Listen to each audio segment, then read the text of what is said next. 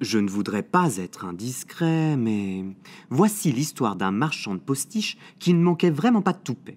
Son nom est Jean-François Autier, mais tout le monde l'appelait Léonard, le coiffeur des stars. En 1785, à Paris et à Versailles, toutes les comtesses et les duchesses se l'arrachaient. Léonard n'était décidément pas un coiffeur comme les autres.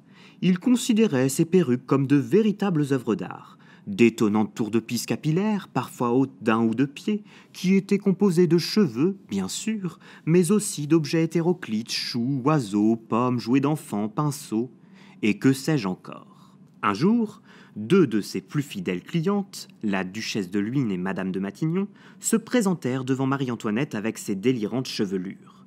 La première portait plusieurs de ses chemises de nuit sur la tête, tandis que la seconde arborait une création nommée la jardinière, où se mélangeaient laitue, artichaut et navet. Sa Majesté fut impressionnée et fit immédiatement mander Léonard à ses côtés. Le coiffeur devint rapidement l'un de ses plus proches confidents. Tellement proche que lors de la fameuse fuite de Varennes, le 20 juin 1791, en pleine période révolutionnaire, Marie-Antoinette demanda à Léonard d'aller prévenir les cavaliers chargés d'emmener la famille royale en lieu sûr que leur convoi aurait un peu de retard.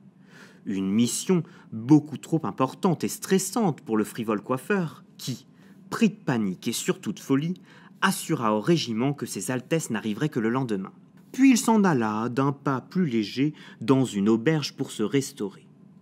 Quand Louis XVI et Marie-Antoinette arrivèrent au point de rendez-vous seulement quelques heures plus tard, personne ne les y attendait.